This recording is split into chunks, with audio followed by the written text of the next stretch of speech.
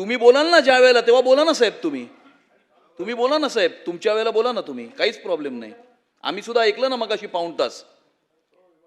आणि त्या आता याच्या आधी जे तुमचं ओपनिंग भाषण झालं, या प्रस्तावामध्ये एकही शब्द सुद्धा नाहीये त्या विषयाचा. नाही असू दे ना, ह्याच्यात मेन्शन करायचं होतं ना मग प्रस्तावामध्ये. अरे पण ह्याच्यामध्ये मेन्शन केलंय का प्रस्तावात? एवढं तुमच्याकरता महत्वाचं होतं तर अंतिम आठवड्या प्रस्तावाच्या ड्राफ्ट मध्ये का नाही केलं मेन्शन? तुम्ही का नाही मेन्शन केलं?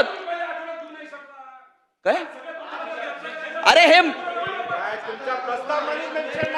तुमच्या पॉइंटवर डिबेट करत नाहीये.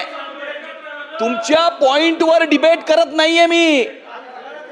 तुमच्या पॉइंटवर किंवा तुमच्या आर्ग्युमेंटवरती मी डिबेट करत नाहीये.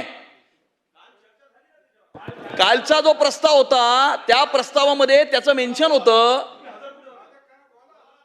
तुम्ही हजर नव्हतात त्यावेळेला. ठीक आहे ना. आणि त्यामुळे आणि म्हणूनच मी पहिलं वाक्य म्हटलं की विरोधी पक्ष किती भरकटलेला आहे ते या प्रस्तावातनं दिसून येतं.